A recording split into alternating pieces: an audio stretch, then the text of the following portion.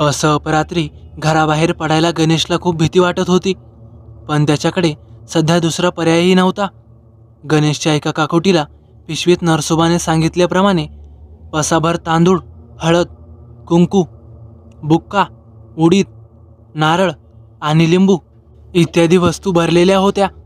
दुसऱ्या हाताने तो बोकडाला ओढत नेत होता. इच्छित जागी पोहोचेपर्यंत त्याची चांगलीच दमछाक झाली होती. गावाबाहेर पूल बांधायचं काम सुरू होतं. नरसोबाने गणेशला त्या जागेवर रात्री 11:30पर्यंत यायला सांगितलं होतं. त्यामुळे गणेश वेळेवर पोहोचला होता. सांगितलेलं सगळं सामान त्याने सोबतच आणलं होतं. बोकड्याकडे आशेने बघत नरसोबाने गणेशला विचारलं, सर्व काही नीट आणलं आहे ना? होय, तुम्ही सांगितलेलं ते सगळं सामान आणलंय मी. 10,000 रुपये उधार घ्यायला लागले साहेबांकडून, पण माझं काम होईल ना?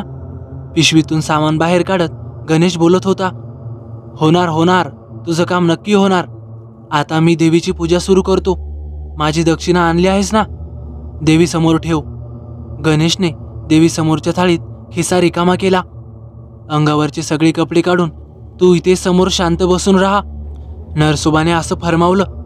गणेश थोडा संकोचत होता. इथे तुझ्या माझ्याशिवाय कोणीच नाही आणि माझं लक्ष पूजेमध्ये आहे. तुझं काम व्हायला हवं असेल तर लाच सोड आणि सांगतो तसं कर. नरसोबाच्या आवाजात जरब होती. गणेशने नाईलाजाने सगळे कपडे काढून बाजूला ठेवले आणि डोळे मिटून बसून राहिला. नरसोबाने गणेशच्या कपाळावर बुक्का फासला. हळद कुंकूने त्याचं सर्वांग माखून टाकलं. एकीकडे नरसोबा मंत्र पुटपुटत होता. त्यातलं गणेशला काहीच कळत नव्हतं. आपल्या सुखाचा मार्ग लवकरच मोकळा होणार एवढं त्याला जाणवत होतं. साधारण 200 उंबऱ्याचं ते गाव होतं. शेतीवरच सगळ्यांचीच भिस्त.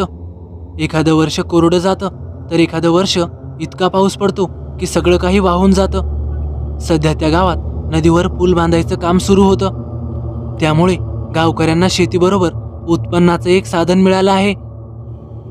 गणेश आणि त्याची बायको दोघं तिथेच कामाला जातात.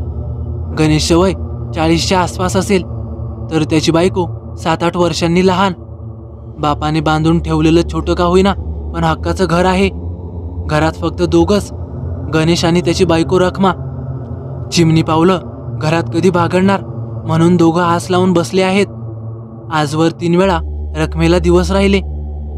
प्रत्येक वेळी दोघांनी व्यवस्थित काळजी घेतली, पण 7व्या महिन्यातच तिला कळा सुरू होत आणि मेलेलं बाळ जन्माला यायचं. इतरांनी सांगितलं तसे सगळे उपाय करून झाले. उपास तापासही केले, नवस बोलून झाले. आता रखमाला 4थ्यांदा दिवस गेलेत. 7वा महिना सुरू झाला तशी दोघंही मनातून धास्तावली. पण होईल सर्व ठीक असं दोघं एकमेकांना धीर देत होती. अशातच कुणीतरी गणेशला नरसोबाबद्दल सांगितलं. नरसोबा पलीकडच्या गावात राहतो. तंत्रमंत्र, जारण, करणी इत्यादीमध्ये पारंगत. अडल्या नडल्यासाठी तोच देव आहे.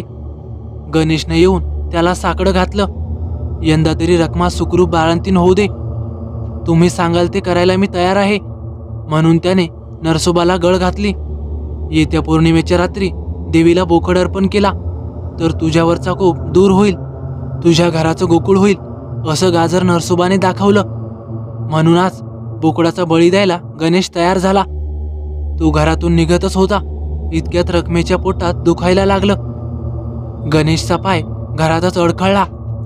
तुम्ही जा निर्धास्त. ठरल्याप्रमाणे सर्व झालं तरच देवी आई आशीर्वाद देईल आणि आपल्या घरात बाळ येईल. शेजाऱ्याने आहेत माझ्यासोबत. दुर्गा मावशींना फक्त जाता जाता निरोप द्या की रखमेला कळा सुरू झाल्यात. रखमेने नवऱ्याला धीर देत पिटाळलं. गणेशने जाताना दुर्गा मावशीला निरोप दिला आणि जड पावलांनी तो पुलाजवळ आला. इकडे रखमेच्या कळा वाढतच होत्या. त्या असह्य होऊन ती रडत होती. अजून थोडं सहन कर, होईल सर्व ठीक. आजूबाजूच्या बायका तिला धीर देत होत्या. तिच्या काळजीने गणेशचा जीव अर्धा झाला होता. नरसोबाने 2 वेळा हाक मारल्यावर तो भानावर आला. बोकडाला पुढे घेऊन ये, नरसोबा असं बोलला. त्याप्रमाणे गणेश त्या बोकडाला देवीजवळ खेचत आणू लागला. आपला मृत्यू समोर उभा आहे हे त्या मुक्या जनावराला समजलं असावं. तो त्याच्या परीने प्रतिकार करत होता. त्याच्या डोळ्यात पाणी जमा झालं होतं. गणेशने त्याला देवीजवळ आणून उभं केलं. त्याच्या कपाळावर कुंकू हळद फासलं. इकडे रखमाच्या अंगभर वेदनेचा नुसता जाळ उठला होता. आता नाही सहन होत. देवी आई, सोडव मला ह्यातून. निदान ह्यावेळी तरी बाळ सुखरूप असू दे. रखमा देवीचा धावा करत होती. गणेश, देवीला साष्टांग नमस्कार कर. म्हणावं, माझा बळी कबूल कर आई. हातातल्या कुऱ्हाडीवरची पकड मजबूत करत नरसोबा बोलत होता. देवी आई, हवं तर माझा जीव घे, पण निदान ह्यावेळी तरी रखमाची कूस उजवू दे. गणेश देवीला विनवत होता. अजून जरा जोर लाव, दुर्गा मावशी रखमाला सांगत होत्या. जीव एकवटून रखमाने जोर लावला. कानावर बाळाचं रडणं आलं. कृतकृत्य होऊन रखमाला ग्लानी आली. पावलीस ग देवी आई, पोरगा आला जन्माला. बायांनी देवीला हात जोडले. इकडे गणेशला कसला तरी वार जाणवला मानेवर. कसं बस तो मागे वळला. त्याने बघितलं, नरसोबाच्या हातात रक्तानं माखलेली कुऱ्हाड होती. बाजूला बोकड केविलवाना उभा होता. काही क्षणासाठी गणेशची तडफड झाली आणि मग सर्व काही शांत झालं. बाजूलाच लपून बसलेला सरपंच आणि त्याचे 2 साथीदार पुढे आले. गणेशला पुरण्यासाठी खड्डा अगोदरच खणून ठेवलेला होता. दोघांनी त्याला उचललं आणि खड्ड्यात लोटून दिलं. गणेशचे कपडे, पिशवी आणि इतर सामान त्या खड्ड्यात टाकून दिलं. खड्डा मातीने भरून टाकला. गणेशची काहीच नामोनिशाणी ठेवली नाही. तुमचं काम झालं. ठरल्याप्रमाणे मी बळी दिला. आता पुलाचं काम पूर्ण होईल. नरसोबा सरपंचाला बोलत होता. सरपंचाने त्याला हातात लाख रुपयांनी भरलेलं पुडकं दिलं आणि हात जोडून विनंती केली. नरबळी दिलाय तुला. आता पुलाचं काम निर्विघ्न पार पडू दे. आणि घराकडे निघून गेला. देवीच्या पुढ्यात ठेवलेले पैसे नरसोबाने उचलले. 2 दिवस घरच्यांना चांगली मेजवानी मिळणार होती बोकडाची. बोकडाला खेचत खेचत तो घेऊन निघाला. बोकडाने एक वार पाठी वळून पाहिलं. मग मुकाट तो नरसोबा पाठी निघाला. तर मित्रांनो, बऱ्याच ठिकाणी अशा काही काळ्या जादूंचे प्रकार होत असतात. फसवणूक करून सरपंचाने गणेशचा बळी घेतला. त्यामुळे आपण अशा प्रकारांपासून लांब राहिलं पाहिजे. तर मित्रांनो, कशी वाटली तुम्हाला ही भयकथा? आवडल्यास नक्की लाईक करा, कमेंट करायला विसरू नका. आणि हो, आपल्या चॅनलला आतापर्यंत सबस्क्राईब केलं नसेल तर नक्कीच सबस्क्राईब करा. तर चला भेटूया पुढच्या व्हिडिओत. धन्यवाद.